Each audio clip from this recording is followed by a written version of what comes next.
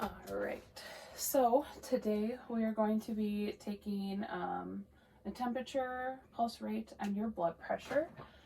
We'll start with the temperature and your pulse rate. So I'll start by having you place this under.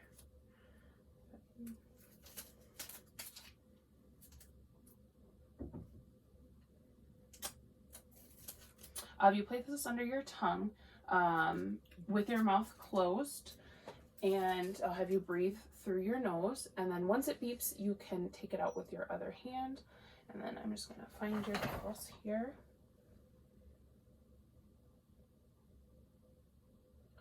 Okay, and just try and relax here.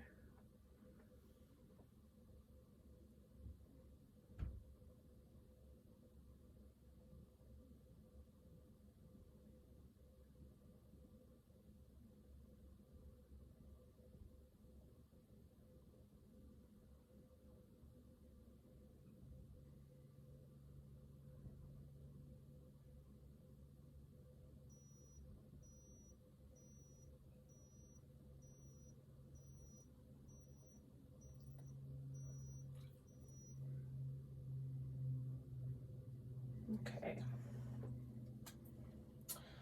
All right, so temperature 98.2, and your pulse rate, let's see, it's 15 times 4, so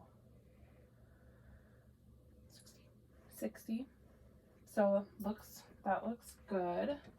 Okay, now we'll take your blood pressure. So I'll just have you sit with your feet flat on the ground in a relaxed position there, and take the blood pressure cuff and line the artery index with the brachial artery just medial to the bicep tendon. We'll move your shirt here out of the way. And then we'll wrap the cuff on so it's nice and snug but not too tight, and the lower border of the cuff is going to be 2 to 5 centimeters above the antebrachial fossa. And then push the tubes out of the way, and I'm going to put my stethoscope on. So we're going to start by finding the radial pulse and increasing the pressure in the cuff until the radial pulse disappears, and then we'll increase the radial increase the pressure to another 30 degrees or 30 millimeters per mercury, and then go from there. So tighten this.